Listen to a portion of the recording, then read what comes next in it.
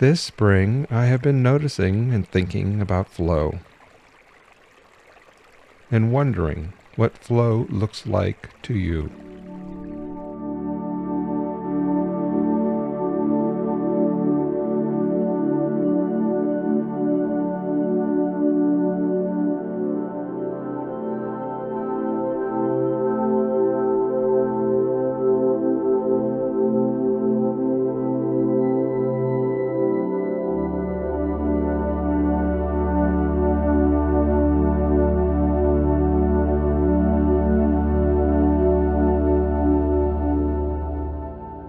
Here are some reasons why I'm thinking about flow.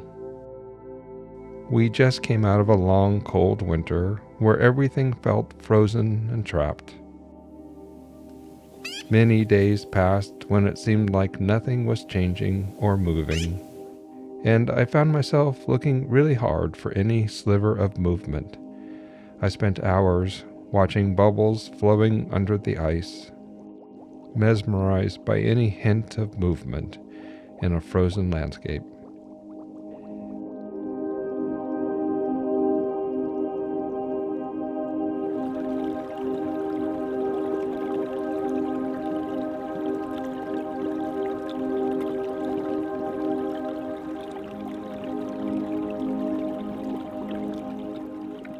It made me think about how hard winter can be for some people, and it made me wonder how much of our emotional well-being is based on having movement in our lives.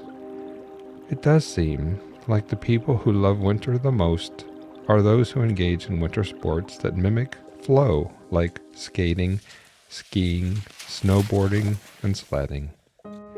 I'm also thinking about flow because I'm learning to make these videos, and it's been an extremely challenging process that makes me feel about as far from flow as I can get. I've spent my life leading nature walks, writing books about nature, and watching plants and animals, and all of those parts of my life feel like an easy flow. But speaking in my personal voice in a video doesn't come easily, and it takes hours and days to piece together what I want to say.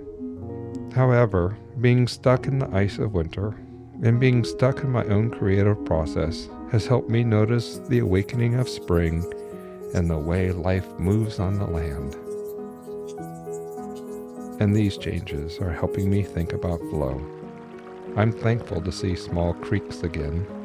It's easy to see flow in the movement of water in a creek.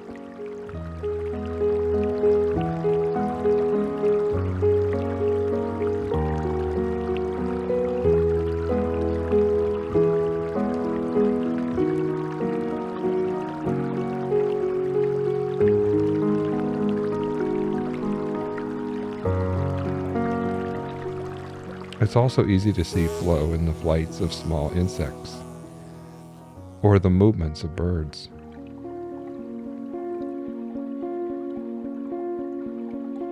But what about the dance of flowers in the wind?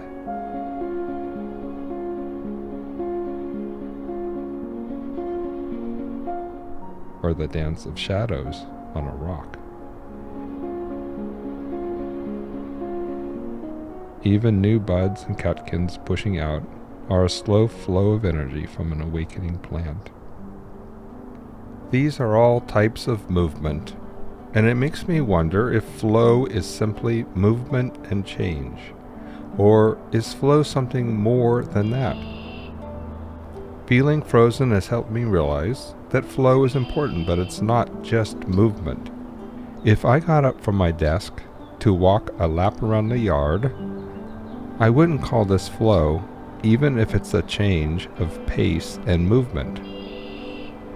Flow feels like it has to be a continued movement of energy and intention at a steady and sustainable pace that doesn't necessarily require conscious thought or effort.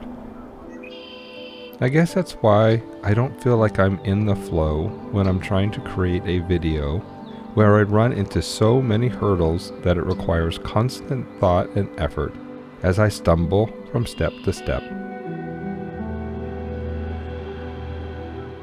Or why I don't feel like I'm in the flow when I feel like my life isn't moving in the direction I want it to go.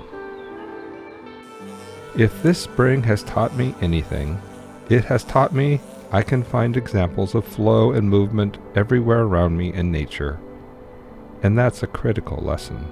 I may never know the answers to what flow looks like in my life, but I'm realizing now that paying attention to flow and looking for examples of it is a kind of honoring that will always keep it alive in my spirit.